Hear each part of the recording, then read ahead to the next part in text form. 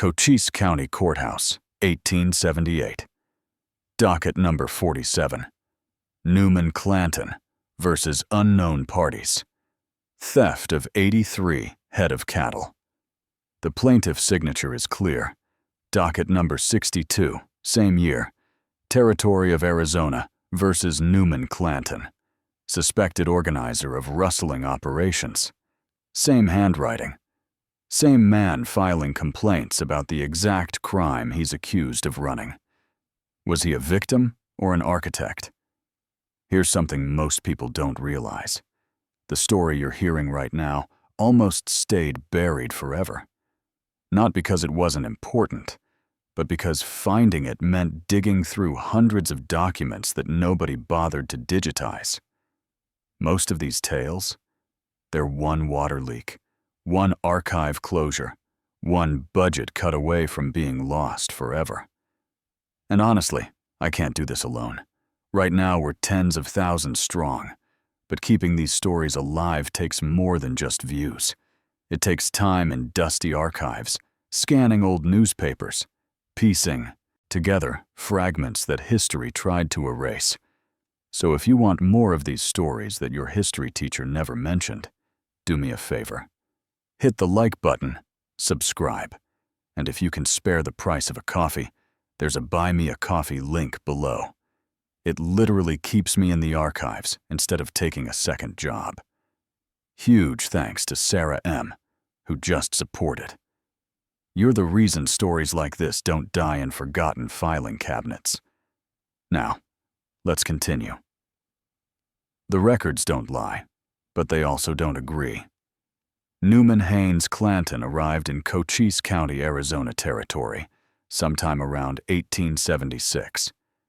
Land registry documents list him as the owner of a ranch 12 miles north of the Mexican border.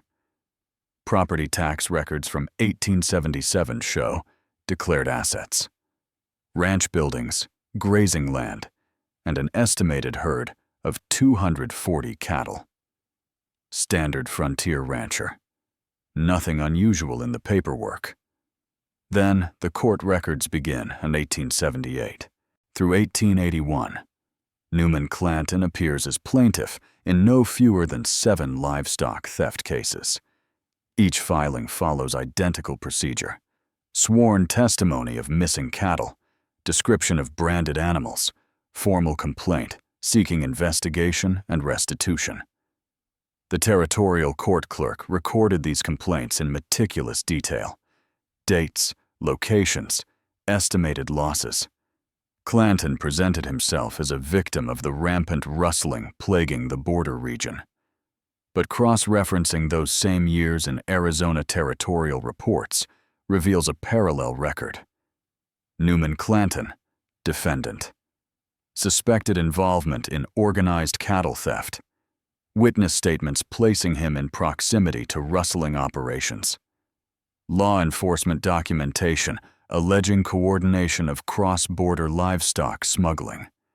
The same man, the same time frame. Opposite sides of the law. This isn't a clerical error. The signatures match. The physical descriptions align. Age 52 in 1878, weathered complexion, graying beard. Both sets of documents reference the same ranch location. Analysis of the handwriting confirms a single individual. Yet the legal record presents 2 contradictory versions of Newman Clanton, existing simultaneously in official documentation. How does a man file complaints about crimes he's accused of orchestrating? The Arizona Territorial Court System maintained detailed records of all proceedings. Standard practice required sworn testimony, witness statements, and documented evidence for any filed complaint. Clanton's theft reports met these requirements. Each complaint included specific details: dates of disappearance, brand markings, estimated market value. The court accepted these filings as legitimate grievances. But separate law enforcement records tell a different story. Cochise County Sheriff's reports from 1879 reference Clanton as a known associate of suspected rustlers. Territorial marshal documentation describes his ranch as a potential way station for stolen livestock. Deputy testimony places members of the Clanton family in proximity to rustling incidents. No arrests resulted from these suspicions. No formal charges were ever filed against Newman Clanton himself during this period. The investigative reports remained exactly that. Reports. Documented suspicion without legal action. Meanwhile, his complaints as a victim continued. 1880. Another theft report. 60 head of cattle disappeared from grazing land near the border. 1881. Additional complaint, this time citing harassment by Mexican raiders. The court recorded each filing. Clanton maintained his public position as an aggrieved rancher. Testimony from other Cochise County cattlemen provides additional contradiction. Some describe Clanton as a respected member of the ranching community, a man defending his property against lawless elements. Others characterize him as the central figure in organized rustling operations, using legitimate business as cover for criminal enterprise. These aren't rumors or speculation. These are sworn statements, recorded in official proceedings, presenting mutually exclusive characterizations of the same individual. The most compelling evidence of this duality appears in comparative analysis. Examining conviction rates for rustling cases reveals a statistical anomaly.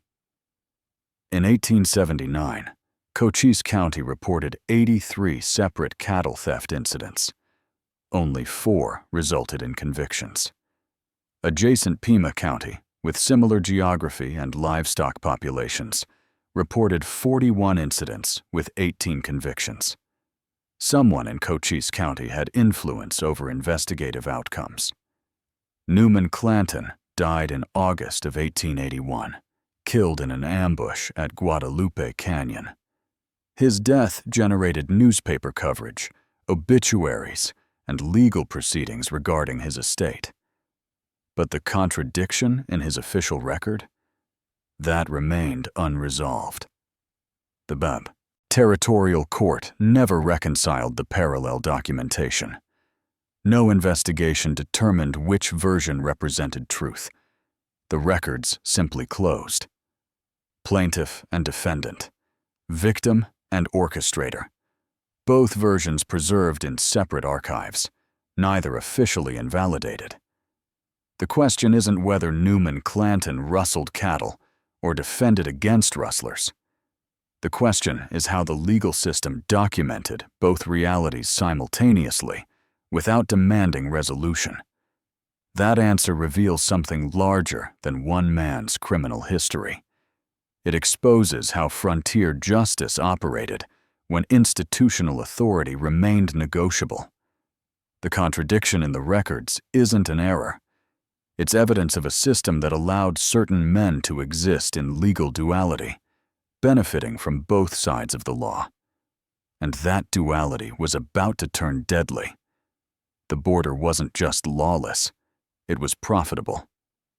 Between 1870 and 1882, the Arizona-Mexico border operated under a tamata, peculiar economic reality.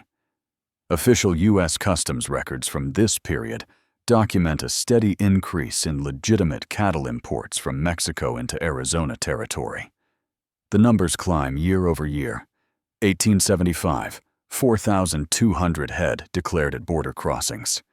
1878, 7,900 head. 1880, 11,300 head. Standard economic growth in cross-border trade. Except for one problem. Mexican government records tell a completely different story. Diplomatic correspondence from 1876 through 1881 contains repeated formal protests to U.S. territorial authorities. The complaints are specific: systematic livestock theft from Sonoran ranches, coordinated raids targeting valuable breeding stock, Organized smuggling operations, moving stolen cattle northward across the border. The Mexican consul in Tucson filed documented grievance reports estimating losses at over 20,000 head of cattle during this same period. 20,000 stolen, 11,000 declared as legitimate imports. The mathematics create an unavoidable question. Where did the remaining 9,000 cattle disappear? They didn't disappear. They simply lost their paperwork. Understanding cattle rustling in the 1870s requires examining the mechanics of the operation. Stolen livestock needed three things to become profitable: transportation across the border, alteration of identifying brand marks, and introduction into legitimate markets without documentation scrutiny. The Arizona-Mexico border in this era stretched across 400 miles of largely unpatrolled territory. U.S. Customs maintained official crossing points, but enforcement remained minimal. A single customs agent might oversee a 50-mile section. Crossing between official stations required only knowledge of terrain and timing. Brand alteration followed documented patterns. Forensic analysis of recovered livestock showed consistent methods: heated running irons, transforming existing brands into new configurations; strategic cuts, removing portions of branded hide; deliberate scarring to obscure original marks. These weren't amateur modifications. Skilled practitioners could rework a brand in minutes, creating marks that appeared legitimate under casual inspection. Market introduction proved simplest of all. Arizona Territory cattle markets operated on minimal documentation requirements. A rancher arriving with cattle needed only to declare ownership. No registry verification, no brand inspection beyond visual confirmation. If the animals bore what appeared to be legitimate brands, and the seller presented as an established cattleman, transactions proceeded without investigation. This system created perfect conditions for organized theft. Stolen Mexican cattle, rebranded and moved through border crossings between official checkpoints, entered Arizona markets indistinguishable from legitimately purchased stock. The profit margins were substantial. Mexican cattle purchased through legal channels cost $15 to $20 per head after import fees and transportation. Stolen cattle cost only the operational expenses of the raid and smuggling, perhaps $3 to $5 per head in wages, supplies, and bribes. Someone running this operation at scale could generate thousands of dollars in profit monthly. Evidence of systematic organization appears in pattern analysis. Mexican grievance reports from 1877 through 1880 describe coordinated raids following consistent methodology. Scouts observing ranch operations, identifying valuable animals, reporting herd locations and security measures. Raids timed to periods of minimal supervision. Rapid movement of stolen livestock to predetermined crossing points. Efficiency suggesting planning and coordination rather than opportunistic theft. Cochise County sat at the center of this. Geography. The county bordered Mexico directly, contained numerous remote border crossings, and hosted several major cattle markets. Analysis of market records shows unusual concentration. Tombstone, Charleston, and Galeyville all reported dramatically increased cattle sales during this period, yet local ranching operations showed no corresponding expansion in breeding stock or grazing capacity. The cattle were coming from somewhere other than local ranches. Comparing prosecution patterns reveals additional evidence of systematic operation. Between 1876 and 1881, Mexican authorities arrested and prosecuted 83 individuals for cattle theft. These prosecutions resulted in 61 convictions with documented prison sentences. During the same period, Cochise County authorities prosecuted 4 rustling cases. All 4 resulted in acquittals or dismissed charges. This isn't incompetence. This is institutional failure or deliberate protection. Territorial law enforcement possessed the authority to investigate cross-border livestock theft. Federal statutes prohibited smuggling and receiving stolen property. Mexican diplomatic protests created official pressure for action. Yet documented law enforcement response remained minimal. Sheriff's reports from this period acknowledge awareness of rustling operations, but cite jurisdictional complexity, insufficient resources, and difficulty securing witness testimony. The system protected the operation by creating bureaucratic barriers to prosecution. Stolen cattle crossed borders into different legal jurisdictions. Brand alteration removed definitive proof of original ownership. Market transactions created layers of apparent legitimacy. Prosecuting these cases required coordination between Mexican authorities, U.S. territorial law enforcement, federal customs agents, and local courts. That coordination rarely materialized. Someone understood these barriers and exploited them systematically. The economic evidence points to organized operations run by individuals with specific knowledge. Understanding of Mexican ranch operations, familiarity with border geography, connections to Arizona cattle markets, and influence over local law enforcement responses. This wasn't random frontier lawlessness. This was calculated criminal enterprise operating within the gaps of institutional authority. Newman Clanton's ranch sat 12 miles from the Mexican border. His documented cattle inventory showed unexplained growth during years of reported Mexican livestock theft. His position as both plaintiff and defendant in rustling cases demonstrated unusual relationship with law enforcement. The economic pattern existed. The geographic positioning aligned. The institutional protection functioned. What remained to be proven was direct operational control, and that evidence would emerge not from court documents or customs records, but from the testimony of those who witnessed the violence firsthand. The border economy ran on stolen cattle and institutional failure, but it was about to run on blood. Geography isn't coincidence when it's this precise. Newman Clanton's ranch location appears in land registry documents filed with the Cochise County Recorder's Office in 1877. The property description lists specific boundaries. Northern edge along the San Pedro River Valley. Southern boundary 12.3 miles from the international border with Mexico.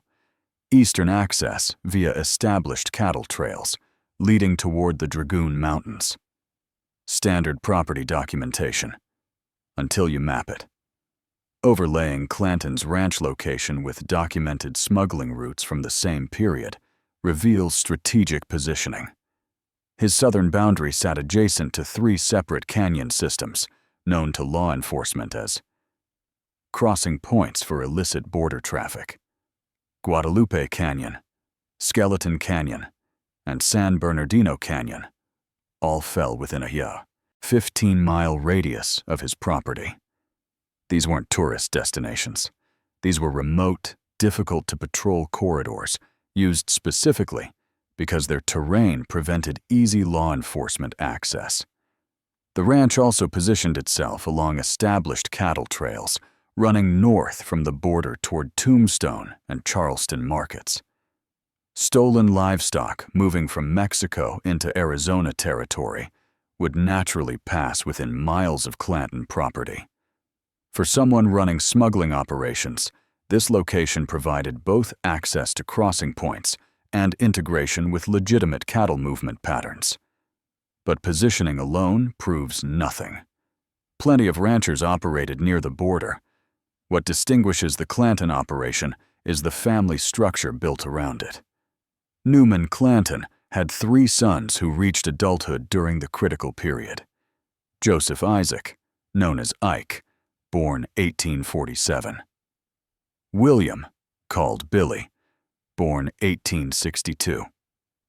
Phineas, born 1861. All 3 appear in Cochise County records during the 1878 to 1881 time frame, and all 3 faced criminal charges. Ike Clanton, arrested July of 1879 on suspicion of cattle theft. The complaint alleged involvement in the disappearance of 43 head of cattle from a ranch near the border. Witness testimony placed Ike in the vicinity during the estimated time frame of the theft. Brand inspection and records noted recent alterations on cattle recovered near Clanton property. Case dismissed, October 1879. Insufficient evidence. Billy Clanton, detained March of 1880.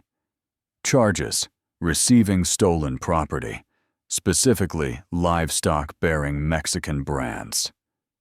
2 witnesses provided sworn statements identifying Billy as present during a transaction involving cattle of questionable origin. The animals were recovered, brands examined, Mexican ownership confirmed through correspondence with Sonoran authorities. Case dismissed, May 2, 1880. Witness testimony recanted. Phineas Clanton, charged June of 1881 with conspiracy to commit cattle theft. Deputy sheriff testimony described Phineas coordinating with known rustlers. Surveillance reports documented meetings between Phineas and individuals previously arrested for border smuggling. Case dismissed, July 1881. Witnesses failed to appear for testimony. 3 sons, 3 separate arrests, 3 dismissals following identical pattern. Charges filed, evidence gathered, witnesses initially cooperative, then sudden collapse of prosecution. This pattern appears nowhere else in Cochise County records with such consistency. Comparing outcomes for other rustling defendants during the same period shows conviction rates around 47%. Charges against individuals with no family connection to established cattlemen resulted in prosecution 72% of the time. But charges against the Clanton sons? 0 convictions, across 3 separate cases. Statistical analysis suggests either extraordinary luck or systematic intervention. Witness testimony provides additional context. Depositions from the Ike Clanton case include statements from 2 ranch hands who initially identified him as participating in a rustling operation. Both witnesses later withdrew their testimony. One cited memory confusion. The other left Arizona territory entirely before trial. Deputy reports note both men received unexplained financial windfalls shortly before recanting. In the Billy Clanton case, the 2 witnesses who identified him during the initial investigation both failed to appear at the scheduled hearing. Court records note their absence, but provide no explanation. Later documentation shows one witness moved to California within weeks of the dismissed case. The other suffered what the records describe as intimidation-related fear preventing testimony. The pattern isn't subtle. It's documented in official records, preserved in court proceedings, visible to anyone examining the archive. Witnesses cooperated until prosecution approached, then systematically withdrew participation. This is how family-based criminal operations functioned in the 1870s. The patriarch provided resources, connections, and institutional influence. The sons executed operations while maintaining plausible deniability through family loyalty and witness management. Legal charges became cost of business, easily dismissed through strategic application of money, intimidation, or both. But the family structure served another function beyond legal protection. It created operational efficiency. Newman Clanton maintained the ranch as legitimate business, providing cover and infrastructure. Ike, at 31 in 1878, handled coordination and market connections. Billy and Phineas, younger and less known to authorities, executed field operations with lower risk of recognition. Geographic analysis combined with family operational structure reveals sophisticated criminal enterprise. The ranch location provided access to smuggling routes while maintaining appearance of legitimate cattle operation. The sons distributed operational risk while maintaining family loyalty that prevented testimony or cooperation with authorities. The patriarch's dual legal status as both victim and suspect created confusion that complicated prosecution. This wasn't frontier chaos. This was organized crime built on family bonds, geographic advantage, and institutional exploitation. And it was about to expand from cattle theft into something far more violent. Because 12 miles from Mexico meant 12 miles from retribution. And the Mexican ranchers were tired of filing complaints that went nowhere. They were preparing a response that wouldn't require testimony or legal proceedings. Just blood. They weren't a gang, which made them impossible to prosecute. The Cochise County Cowboys operated without formal structure, no membership roster, no hierarchy documented in any law enforcement record. This wasn't disorganization. This was strategic design. Traditional criminal gangs left paper trails, arrests linking specific individuals to named organizations, testimony identifying leadership, evidence of coordinated command structure. The Cowboys left none of that. Instead, law enforcement records from 1878 through 1881 document a pattern of overlapping criminal activity involving loosely associated individuals. Arrest records show the same names appearing across different incidents: cattle theft, stagecoach robbery, intimidation of witnesses, smuggling operations. But each arrest treated the crime as isolated incident committed by individual actors. No prosecutor successfully argued conspiracy. No case established organizational connection. Each incident remained legally separate, even when the same individuals appeared in multiple investigations. This compartmentalization created prosecution paralysis. District attorneys needed to prove conspiracy charges beyond reasonable doubt, requiring evidence of coordination and communication. But documentation showing planned cooperation between defendants didn't exist, or if it existed, it never survived to prosecution. What did survive was the statistical pattern.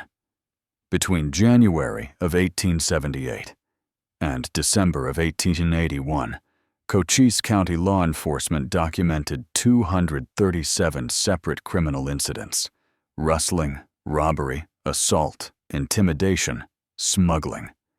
These weren't estimates. These are recorded complaints, formal investigations, documented crimes with identified victims, and estimated damages. Of those 237 incidents, 9 resulted in convictions. 9. That's a 3.8% conviction rate. Pima County, directly adjacent to Cochise County, maintained nearly identical geography. Similar population density, comparable economic conditions. Between the same dates, Pima County documented 112 criminal incidents of similar nature. 41 resulted in convictions. That's a 36.6% conviction rate. Nearly 10 times higher. This disparity requires explanation. Either Cochise County criminals were exceptionally skilled at avoiding prosecution, or something in the legal system protected them from consequences. The evidence points toward institutional failure, deliberate or otherwise. Examining specific cases reveals the pattern. May of 1879. Stagecoach robbery near Charleston. 3 masked individuals stopped the Tucson. To Tombstone Stage. Took approximately $800 in cash and valuables. Driver provided detailed descriptions of the robbers, including distinctive clothing and estimated heights. Investigation identified suspects based on witness testimony and recovery of stolen property. Case dismissed. Witnesses recanted identification. September of 1879. Major cattle theft from the McClory Ranch. 76 head of cattle disappeared overnight. Brand inspection of cattle recovered near the border showed recent alterations matching McClory's stock. 2 ranch hands testified. They witnessed the theft and identified participants. Case dismissed. Evidence ruled inadmissible due to procedural error. December of 1879. Assault and intimidation of a Mexican rancher who filed formal complaints about livestock theft. Victim provided names of attackers, corroborated by witness who observed the incident. Medical examination documented injuries consistent with victim's account. Case dismissed. Victim left Arizona Territory before trial. The pattern repeats across dozens of cases. Initial investigation appears thorough, evidence collected, witnesses interviewed, suspects identified. Then, systematic collapse, recanted testimony, disappeared witnesses, procedural errors, inadmissible evidence. This isn't random judicial failure. This is coordinated interference with prosecution. Analysis of dismissed cases shows concentration. Incidents involving individuals with connections to established cattlemen or known associates of the loosely defined cowboys saw dismissal rates above 80%. Incidents involving defendants with no such connections saw dismissal rates around 43%. The network didn't need formal structure. It needed influence. That influence operated at multiple levels. Witness intimidation, documented in deputy reports describing threats and violence against those who cooperated with authorities. Financial incentives, evidenced by unexplained payments to individuals who recanted testimony. Procedural manipulation, visible in patterns of evidence ruled inadmissible through technical challenges. But the most effective protection came from something simpler: social integration. Many of the individuals arrested for crimes were also legitimate businessmen, ranch owners, or employees of established cattlemen. They attended town meetings, participated in civic functions, maintained social relationships with jurors, court officials, and law enforcement. Prosecuting these individuals meant prosecuting neighbors, business associates, or employers. Jury selection records show the problem. In rural Cochise County, finding 12 impartial jurors who had no social or economic connection to defendants proved nearly impossible. Defense attorneys challenged jurors with any hint of bias against cattlemen or those associated with livestock operations. The remaining pool consisted largely of individuals economically dependent on the same ranching community that employed or protected the defendants. Conviction required unanimous jury verdict. One sympathetic juror meant hung jury, mistrial, eventual dismissal. The cowboys didn't need organization. They needed proximity to legitimate power and social integration that made prosecution socially untenable. Clanton exemplified this dual existence. His documented legal battles as both plaintiff and defendant demonstrated simultaneous existence in legitimate and criminal spheres. His ranch provided legitimate business cover. His son's arrests and dismissals showed the protection afforded to those with family connections to established operations. But this protection had limits. It worked domestically, within territorial jurisdiction, among American legal institutions. It didn't extend across the border into Mexico, where ranchers operated under different authority, with different methods of addressing grievances. The cowboys controlled the legal system in Cochise County. They influenced witness testimony, manipulated procedural requirements, and leveraged social connections to avoid conviction. But they couldn't control what happened in Skeleton Canyon. Because Mexican ranchers weren't filing complaints anymore, they were planning retaliation that wouldn't require testimony, judges, or juries. Just ambush. The raids didn't just continue. They became surgical. Mexican rancher testimony preserved in Sonoran state archives describes a shift in 1879. Earlier rustling operations had been opportunistic. Small groups taking accessible livestock, minimal planning, inconsistent targeting. But testimony from February through June of that year documents systematic methodology. Scouts appearing days before raids. These weren't casual observers. Ranch hands reported strangers watching operations from distant ridgelines, observing daily routines, noting when vaqueros moved cattle between pastures. One rancher's testimony describes finding abandoned campsites with sightlines directly overlooking his stock pens, evidence of multi-day surveillance, raids following consistent patterns.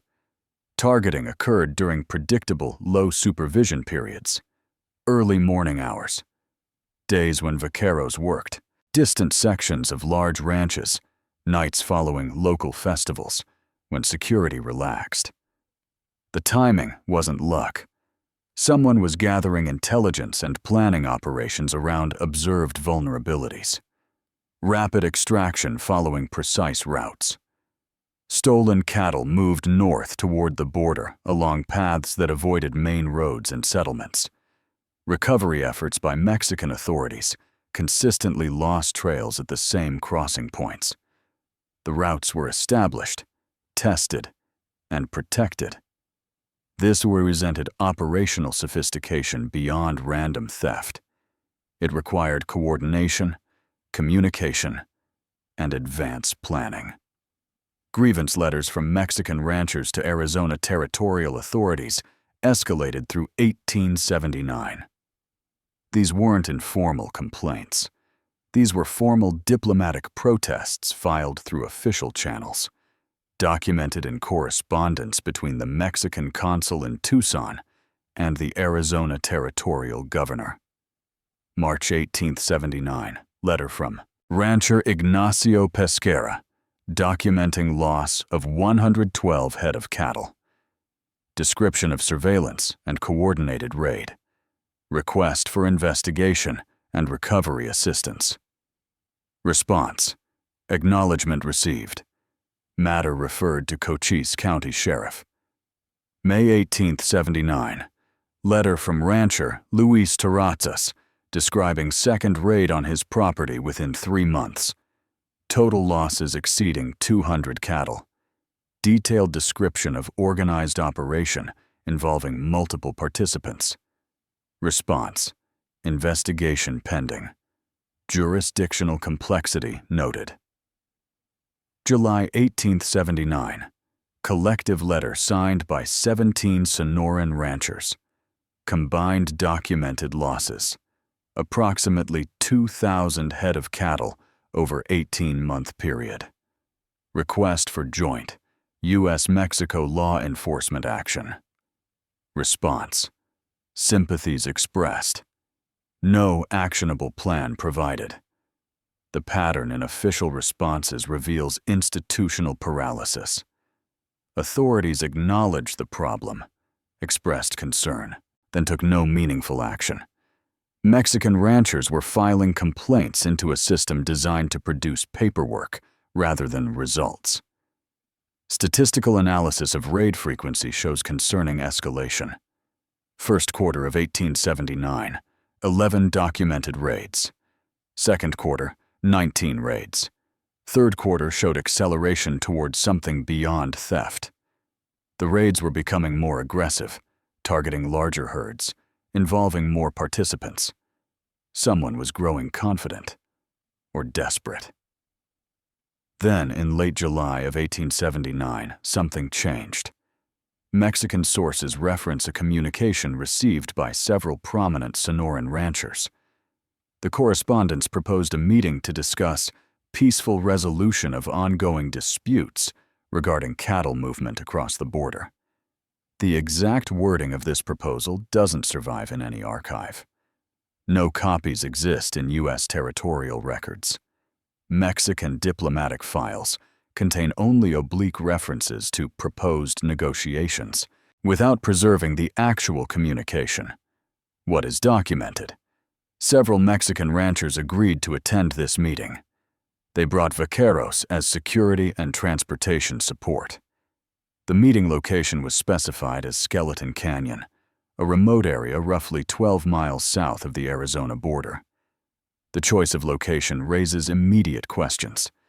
Skeleton Canyon offered no strategic advantage for peaceful negotiation. Remote, difficult to access, far from any settlement or authority presence. For a legitimate business meeting, dozens of more suitable locations existed. But someone suggested Skeleton Canyon, and Mexican ranchers accepted.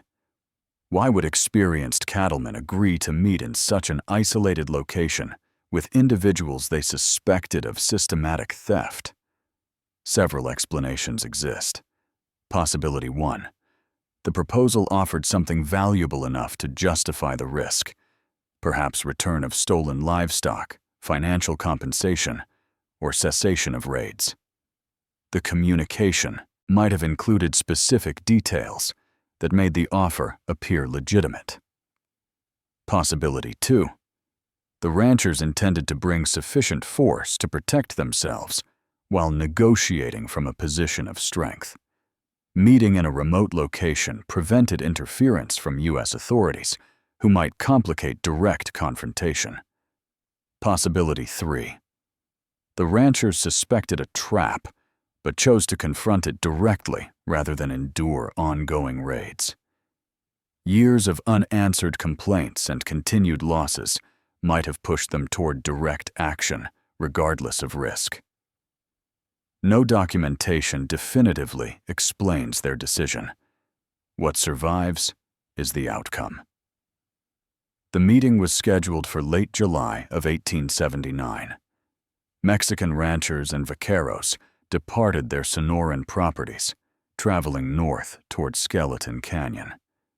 They brought cattle they intended to trade or use as evidence of brand alteration. They brought enough men to provide security. They expected negotiation, or confrontation, or some resolution to 18 months of systematic theft and institutional failure. What they found was neither negotiation nor fair fight. U.S. territorial records contain no mention of this proposed meeting. No sheriff's reports acknowledge awareness of cross-border travel by Mexican ranchers. No customs documentation notes their passage. In the American Legal Archive, this meeting simply doesn't exist. But Mexican newspapers from early August 1879 tell a very different story. They describe discovery of bodies in a remote canyon. They report families seeking missing relatives. They document a massacre that would become known simply by its location. Skeleton Canyon. The evidence was about to speak for itself. And what it said was written in blood. Discovery came from the vultures circling overhead. Early August of 1879, Mexican search parties looking for overdue ranchers and vaqueros followed carrion birds to a remote section of Skeleton Canyon. What they found ended any possibility of peaceful resolution to the border conflict. The Tucson Weekly Citizen published a brief notice on August 9, 1879. 4 sentences. Reports from the border indicate discovery of multiple deceased individuals in canyon area south of Arizona Territory. Mexican authorities investigating. Details remain unclear. No official American response at this time. 4 sentences to describe what Mexican newspapers called La Massacre del Cañón Calavera, the massacre at Skeleton Canyon. Comparing coverage reveals stark disparity. El Fronterizo, a Sonoran newspaper, dedicated front-page coverage across 3 August editions. Detailed reporting on the discovery, identification of victims, interviews with families. The Arizona Territorial Press barely acknowledged the event existed. This wasn't oversight. This was deliberate minimization. Mexican official reports documented specific findings. The deceased were discovered across a concentrated area suggesting sudden, coordinated violence rather than extended confrontation. Personal effects remained on the victims: pocket watches, money, jewelry. This wasn't robbery. The cattle they'd brought were gone, but everything else stayed. Physical evidence indicated ambush. Positioning of the victims showed no defensive formation, no evidence of organized resistance. The attack came from multiple elevated positions, providing tactical advantage to the aggressors. Terrain analysis confirmed the location offered perfect conditions for concealed assault. Estimates of the death toll vary across sources. Mexican diplomatic correspondence references no fewer than 15 victims.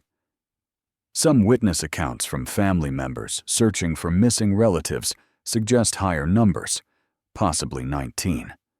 No definitive count exists because no official investigation established authoritative documentation. That absence of investigation tells its own story. U.S. territorial records contain no mention of Skeleton Canyon in August 1879. No sheriff's report, no federal marshal investigation, no customs inquiry about cross-border incident. The massacre appears nowhere in American official documentation from that period. Mexican authorities filed formal diplomatic protests through the consul in Tucson. These documents survive in Mexican archives. They describe the massacre, demand investigation, request cooperation in identifying perpetrators. The responses from territorial authorities follow a pattern: acknowledgement of receipt, expression of concern, citation of jurisdictional complexity. Then nothing. Compare this to other frontier violence during the same period. When stagecoach robberies occurred, territorial marshals deployed investigations within days. When American citizens were killed in cross-border incidents, federal authorities intervened. When conflicts arose between American business interests, resources mobilized quickly. But when Mexican ranchers were killed in a remote canyon, the American legal system generated paperwork expressing sympathy and took no action. This differential response reveals institutional priorities. American victims received investigation, resources, and prosecution efforts. Mexican victims received condolences and bureaucratic delays. The silence served a function. Without official investigation, no evidence entered formal record. Without evidence, no suspects could be identified. Without identified suspects, no prosecution could proceed. The legal system protected perpetrators through institutional inaction. Yet testimony survived outside official channels. Mexican sources interviewed survivors from families of the deceased. These accounts, published in Sonoran newspapers, described the victims' intentions: attending a proposed meeting to negotiate cattle disputes. They documented the route taken, the preparations made, the expectations held. Whoever proposed that meeting knew exactly what would happen in Skeleton Canyon. Connecting this massacre to specific individuals requires examining circumstantial evidence. Direct documentation doesn't exist, precisely because no investigation occurred. But pattern analysis reveals connections. First, geographic positioning. Skeleton Canyon sat approximately 12 miles from Clanton's ranch. The canyon provided direct route from Mexican ranching territory to Arizona markets. This was familiar ground for anyone running cross-border cattle operations. Second, timing. The massacre occurred during peak period of rustling activity documented in Mexican grievance letters. The victims were ranchers who had filed formal complaints about systematic theft. Their deaths eliminated key witnesses to organized rustling operations. Third, operational sophistication. The ambush demonstrated planning, chosen location, tactical positioning, coordination among multiple participants. This matched the organizational pattern, visible in documented raids throughout 1879. Fourth, immediate aftermath. Cattle inventory records from several Cochise County ranches, including Clanton's, show unexplained increases in stock during August and September of 1879. The timing coincides with cattle the Mexican victims brought to the supposed negotiation. None of this constitutes legal proof. It demonstrates pattern, opportunity, and benefit. The evidence suggests connection without providing definitive documentation. What remains indisputable: Mexican ranchers were lured to an isolated location under false pretenses and killed in a coordinated ambush. Their deaths went uninvestigated by American authorities. Their families received no justice. The perpetrators faced no consequences. The institutional silence speaks clearly. When violence served the economic interests of politically connected cattlemen, the legal system chose not to see, not to investigate, not to prosecute. Skeleton Canyon marked a threshold. What had been systematic theft became mass killing. What had been institutional neglect became active complicity through deliberate inaction. The blood didn't just stain the canyon floor. It stained every territorial official who received reports, acknowledged the massacre, then filed the complaints away without action. And it marked Clanton's operation with a crime that would eventually demand accounting. Not from American courts, which had already proven their unwillingness to act, but from Mexican ranchers who would answer Skeleton Canyon with their own ambush. Justice delayed, but not denied. Power doesn't collapse overnight. It erodes in documented increments. Skeleton Canyon marked a threshold, but its immediate consequences appeared minimal. No arrests followed. No investigation materialized. The Clanton family continued ranching operations. Surface analysis suggested business as usual. But examining records from late 1879 through 1880 reveals systematic changes in Clanton's position. First indicator: property transactions. Clanton sold approximately 40% of his cattle inventory in September and October of 1879. Bills of sale filed with the county recorder show unusually rapid liquidation. Market prices during that period remained stable, providing no economic justification for mass selling. Yet Clanton converted livestock to cash at accelerated rates. This pattern suggests either anticipation of trouble or need for liquid assets. Cattle represented stable, long-term investment.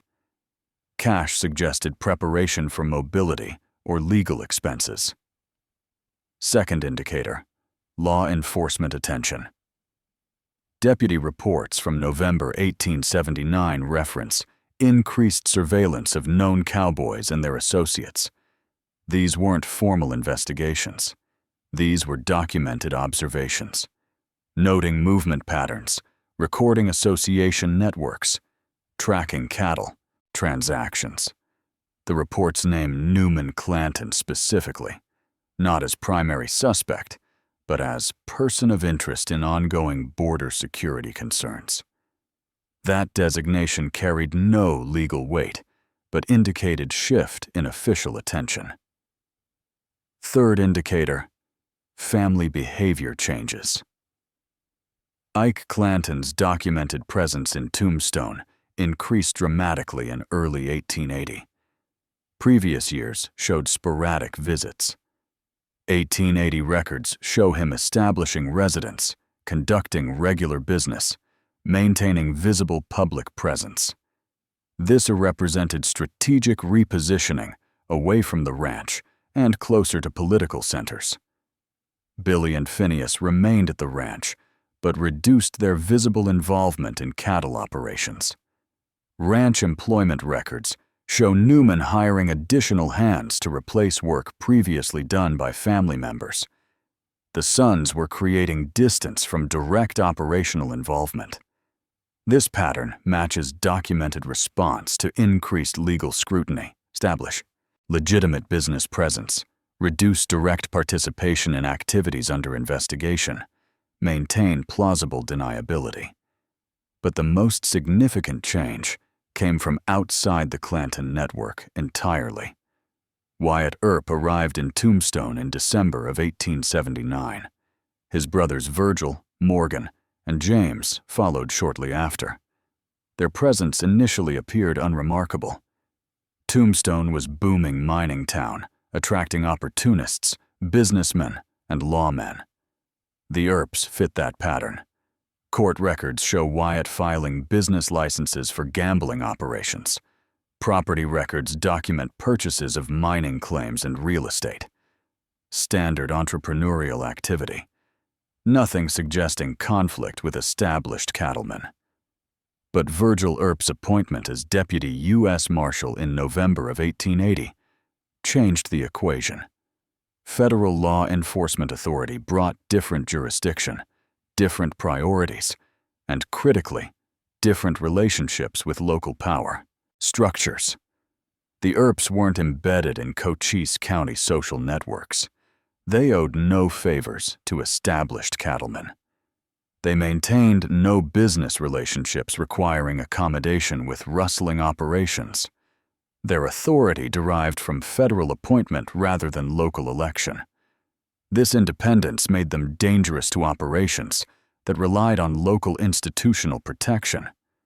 Documented interactions between Earp associates and Clanton family members show escalating tension through 1880 and 1881. These weren't violent confrontations.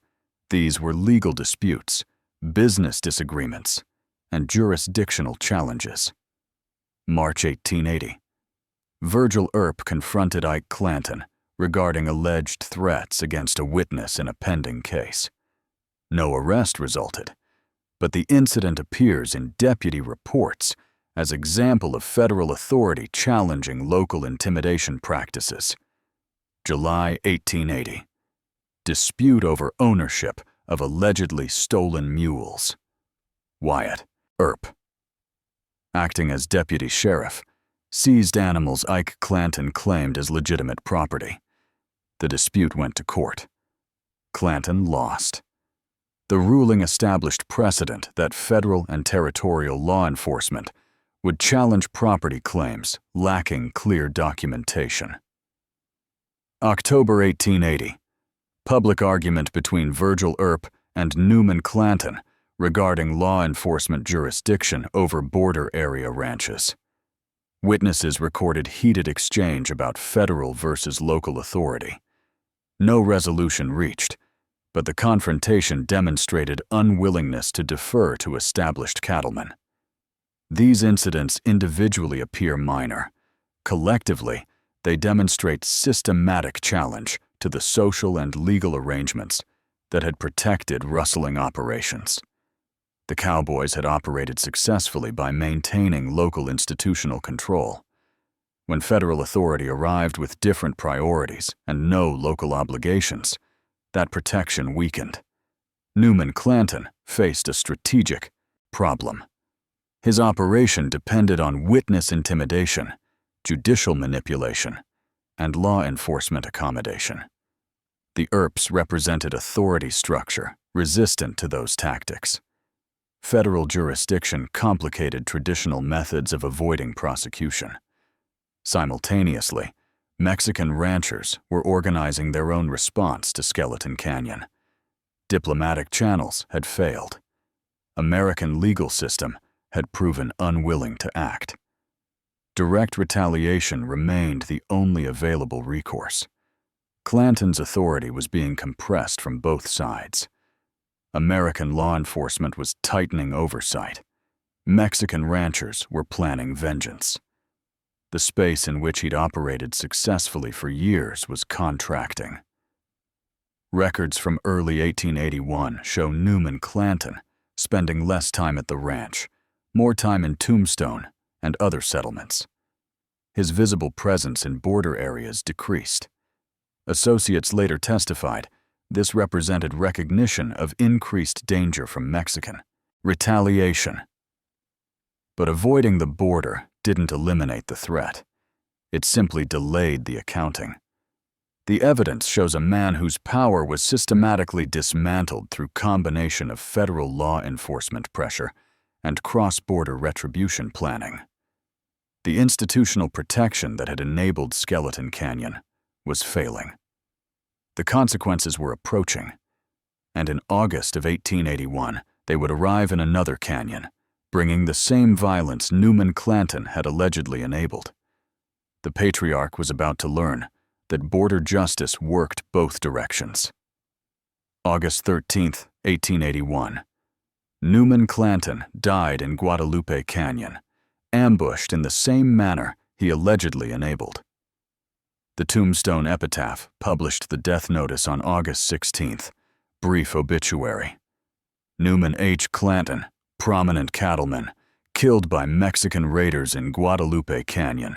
Circumstances under investigation. Services pending. 23 words to mark the end of a man whose influence had shaped Cochise County's criminal economy for 5 years. The official account described a cattle-buying expedition. Clanton and several associates, including Jim Crane, Billy Lang, and Charlie Snow, had crossed into Mexico to purchase livestock. They were returning with newly acquired cattle when attackers struck from elevated positions in Guadalupe Canyon. The tactical pattern matched Skeleton Canyon precisely. Remote location, concealed positions, coordinated ambush, overwhelming force against unprepared targets. The methodology came full circle. Mexican newspaper coverage told a different story. El Fronterizo published accounts describing the attack as deliberate retaliation for Skeleton Canyon, executed 2 years after the massacre. The timing wasn't coincidental. Mexican ranchers had waited, planned, and struck when Clanton ventured into territory beyond American institutional protection. Evidence supports the retaliation theory. The attackers took the cattle Clanton's group had purchased, but left personal effects: money, watches, weapons. This paralleled Skeleton Canyon, where victims' belongings remained, but livestock disappeared. The pattern suggested message rather than robbery. This is what you did to ours. Comparing the two incidents reveals deliberate symmetry. Both occurred in remote canyons near the border.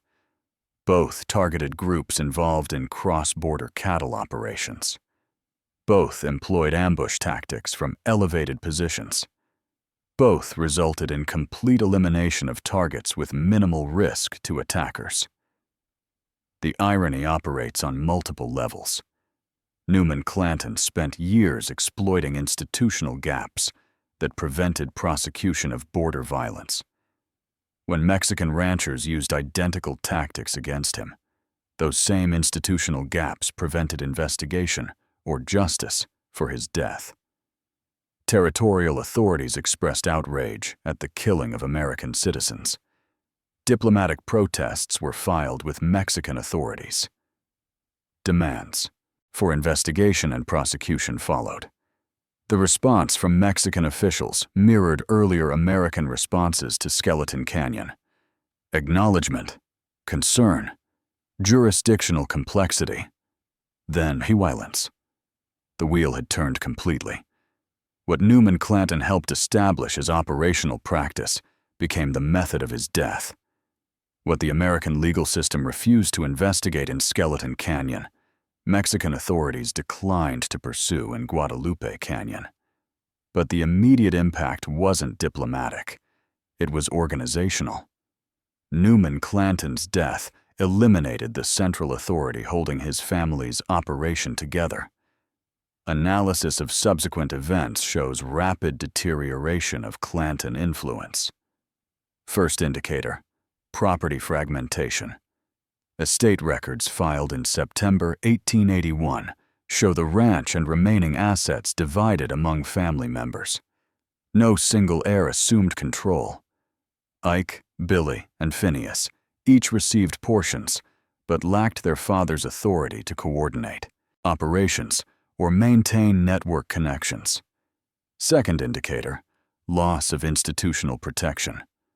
Court records from fall 1881 show increased prosecution success against cowboys and associated rustlers. The dismissal rate that had run above 80% during Newman's lifetime dropped to 47% in subsequent months. Someone's influence over the legal system had disappeared. Third indicator, family dispersal. Billy remained in Tombstone, increasingly involved in visible disputes with the Earps. Phineas left Arizona Territory entirely by early 1882. Ike attempted to maintain public presence, but lacked the political connections his father had cultivated. The organizational structure depended on patriarchal authority. Newman provided coordination, maintained relationships with corrupt officials, managed witness intimidation, and distributed resources to protect family members from prosecution. Without him, the network fractured into competing individuals lacking unified strategy. Documented interactions between Clanton's sons and law enforcement show this disintegration.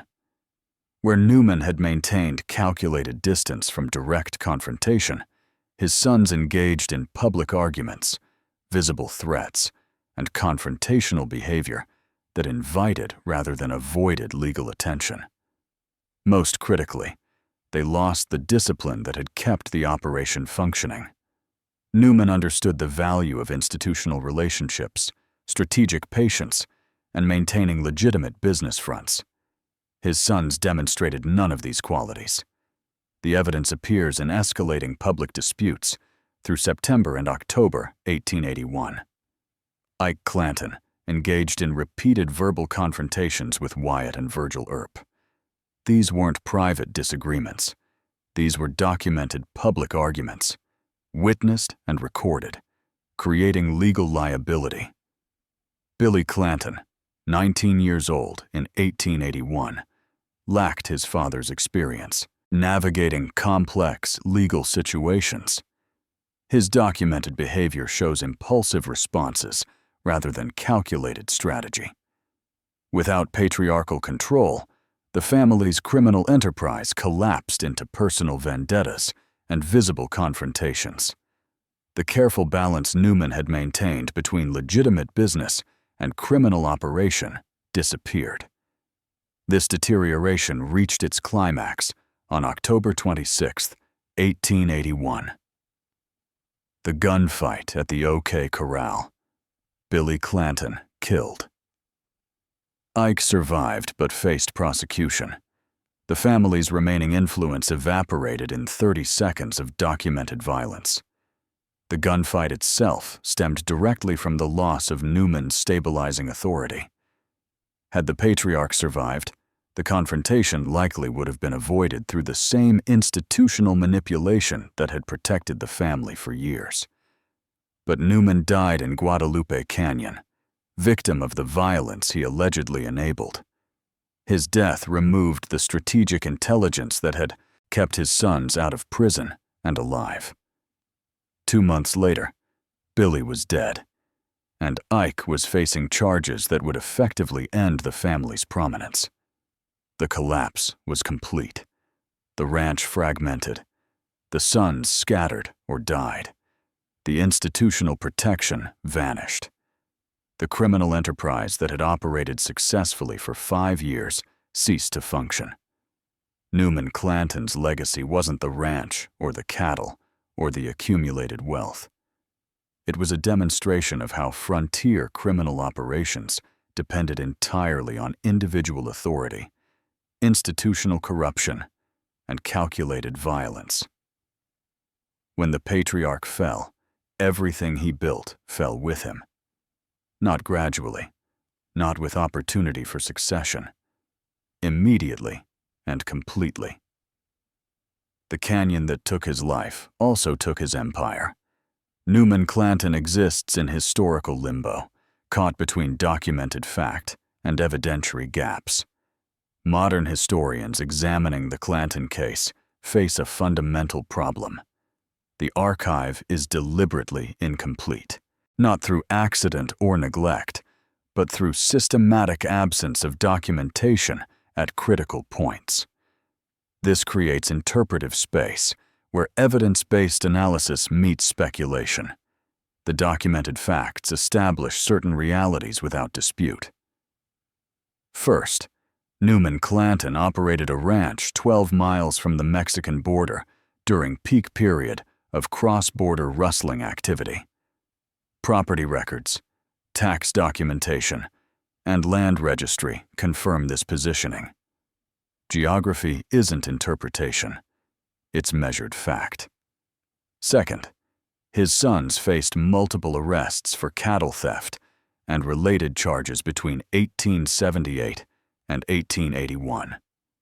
Court records document these cases: filing dates, charges, witness statements, dismissal patterns. The legal paper trail exists and tells consistent story of charges filed then systematically dismissed. Third, the Skeleton Canyon massacre occurred in July of 1879. Mexican newspapers documented the discovery, interviewed families, reported diplomatic protests. American territorial records contain almost no mention of the incident. This documentary disparity is verifiable through archive comparison. Fourth, Newman Clanton died in Guadalupe Canyon ambush in August 1881. Death certificate, obituary, and estate records confirm this. The circumstances match the pattern of retaliatory violence Mexican sources attributed to Skeleton Canyon response. These facts are not debatable. They exist in multiple independent sources with corroborating documentation. What remains debated is the connection between these documented realities. The central historical question: was Newman Clanton directly involved in orchestrating Skeleton Canyon, or was he a legitimate rancher whose sons associated with criminals, making him guilty by proximity rather than action? Evidence supporting direct involvement includes geographic positioning, timing of cattle inventory increases, family members' documented associations with known rustlers, and the pattern of institutional protection suggesting influence over legal outcomes. Circumstantial evidence creates strong inference of organizational role.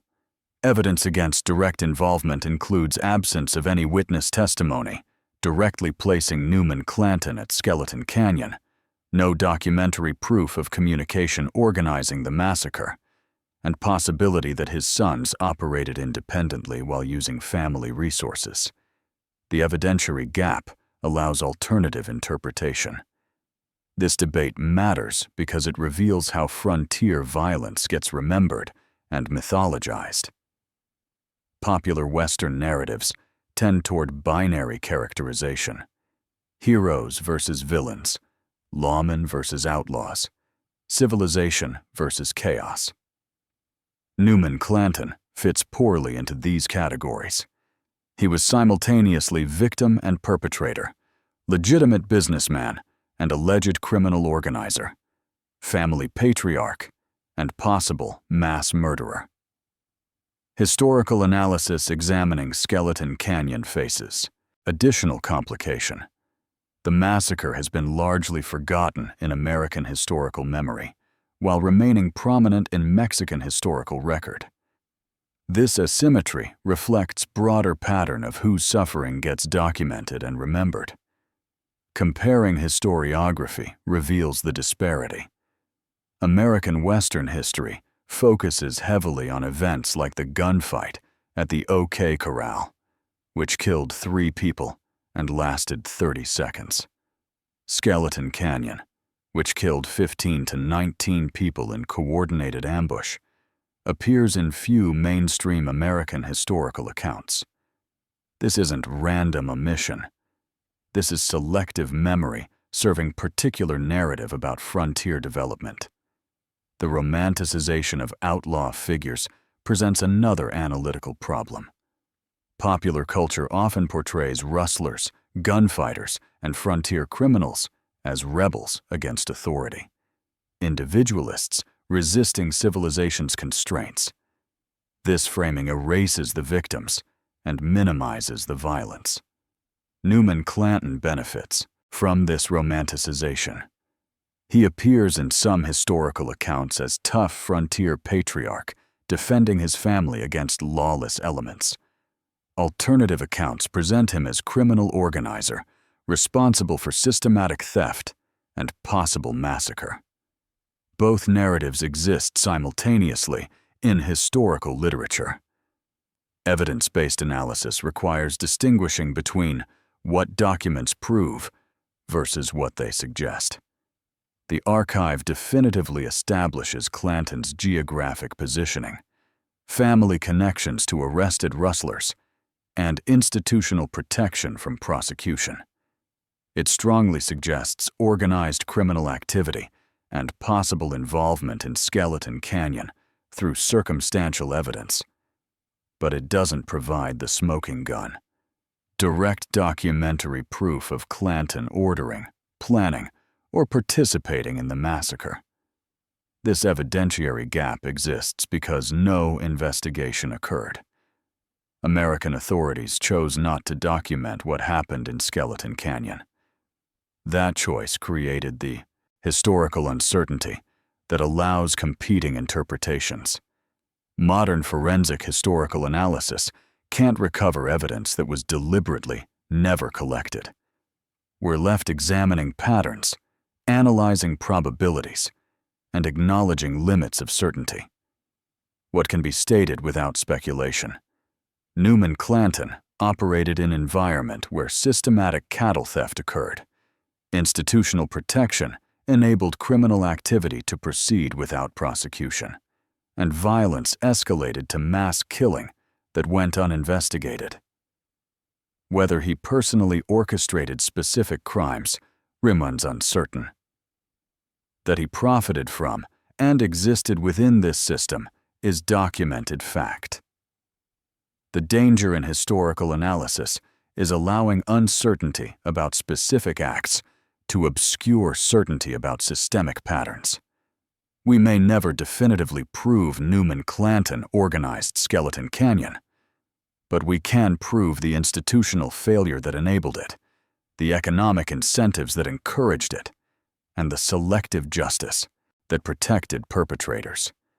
Historians debate Newman Clanton's specific culpability. What's not debatable is the system that allowed men like him to operate with impunity, that valued some lives over others, and that preserved institutional power through deliberate documentation gaps. The archive's silence isn't neutral. It's evidence of choices made by those with power to investigate, document, and preserve. They chose to protect certain interests and ignore certain victims. Newman Clanton may have been criminal mastermind or opportunistic rancher caught in violent frontier economy. The evidence allows both interpretations. But the system that enabled Skeleton Canyon and prevented its investigation? That's documented beyond dispute. And that system didn't die when Newman Clanton fell in Guadalupe Canyon. It continued, protecting different men, enabling different violence, creating different evidentiary gaps for future historians to argue about. The debate over Clanton's guilt distracts from the more important question. Why did institutions designed to provide justice systematically fail to investigate, document, or prosecute violence when victims were Mexican and perpetrators were politically connected Americans? That question has a clear answer, and it's written in the absence of documentation as clearly as any preserved record. The most damning evidence isn't what's in the archive, it's what was deliberately kept out. Newman Clanton's story forces confrontation with how history gets written and who gets remembered. The documentary record presents two parallel narratives that never converge. The American archive minimizing border violence, the Mexican archive documenting systematic atrocities. This isn't accidental divergence. This is institutional choice about whose suffering matters enough to preserve. Examining what survives reveals the selection process. Mexican sources provide detailed accounts of Skeleton Canyon.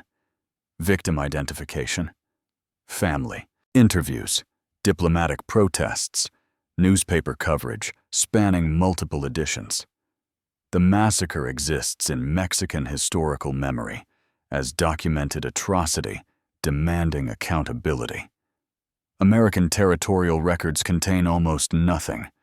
No investigation reports, no witness interviews, no attempt to establish death toll or identify perpetrators. The massacre appears briefly in a few newspaper notices, then vanishes from official documentation. This disparity wasn't inevitable. American authorities had resources to investigate. Federal marshals operated in the territory. Court systems functioned. Diplomatic channels existed. The institutional capacity for documentation was present. What was absent was institutional will. Analyzing this absence reveals how frontier justice operated through selective enforcement. When violence served economic interests of politically connected Americans, the system chose not to see.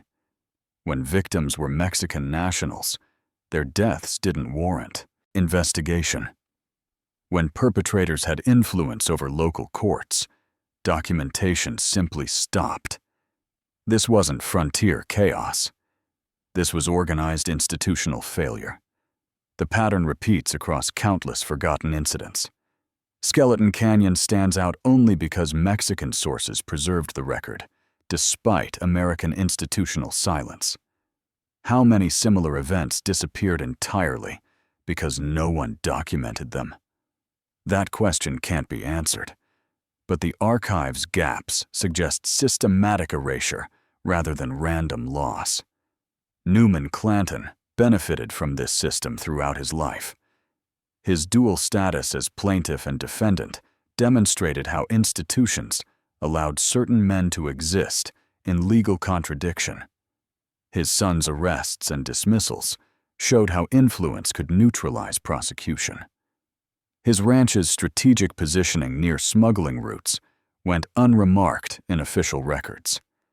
The system protected him until he crossed into territory beyond American institutional control. Guadalupe Canyon proved that institutional protection had geographic limits. Mexican ranchers answered violence with violence, operating outside the legal framework that had failed them. The symmetry is precise. Skeleton Canyon went uninvestigated because American authorities chose inaction. Guadalupe Canyon went uninvestigated because Mexican authorities chose the same.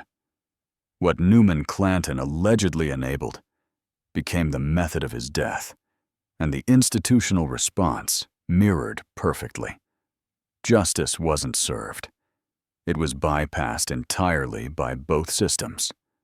What remains definitively proven: Newman Clanton operated an environment of systematic cattle theft, positioned his ranch along smuggling routes, maintained family members who faced repeated rustling charges, benefited from institutional protection that prevented prosecution, and died in retaliatory ambush using tactics matching those employed at Skeleton Canyon. What remains uncertain: his direct role in organizing the massacre, the extent of his command authority, specific crimes he personally ordered versus those committed by associates. The evidentiary gap exists because no investigation created documentation. We're left with strong circumstantial evidence and documented patterns, but not definitive proof of specific atrocities. This uncertainty matters less than the certainty. We know the system failed. We know violence escalated unchecked. We know institutional protection enabled criminal operations. We know selective justice valued some lives over others. Newman Clanton may have been criminal mastermind or frontier opportunist, but the system that protected him while enabling Skeleton Canyon is documented fact. And that system didn't end in 1881. It continued in different forms, protecting different men, creating different victims, generating different documentation gaps. The pattern of selective justice, institutional protection for the connected, and deliberate erasure of Deadliest, inconvenient violence persists across American history. Skeleton Canyon matters not because we can definitively prove Newman Clanton's involvement, but because it demonstrates how institutions chose which violence to document and which to forget. 15 to 19 people died in that canyon. Their names deserve preservation. Their deaths deserved investigation. Their families deserved justice. They received none of those things because the system prioritized protecting American economic interests over Mexican lives.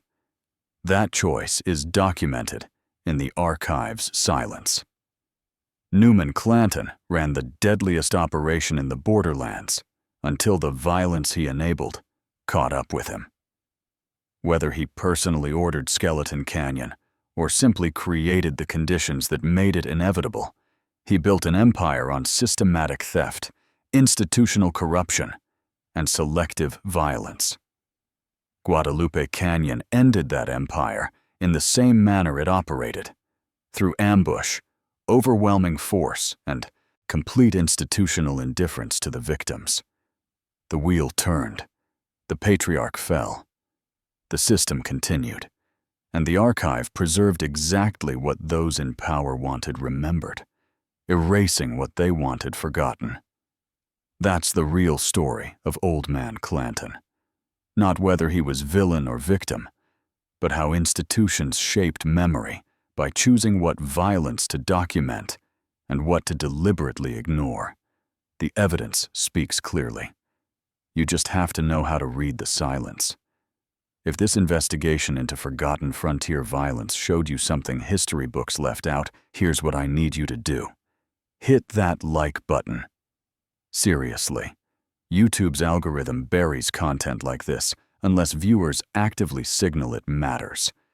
Every like tells the platform that documented evidence and historical complexity deserve visibility over clickbait mythology. Subscribe if you want more stories that actually examine the archive instead of repeating comfortable myths. We're building something different here, Historical analysis that respects your intelligence and doesn't romanticize violence. And if you can support the research directly, there's a Buy Me a Coffee link in the description. Finding this story required weeks in territorial archives, cross-referencing Mexican diplomatic records, and digitizing newspaper sources nobody bothered to preserve. That work costs time and money. Your support keeps it happening. The next investigation is already underway. Another forgotten massacre. Another institutional failure. Another documentation gap revealing more than any preserved record. These stories don't tell themselves. Someone has to dig them out. Let's keep digging.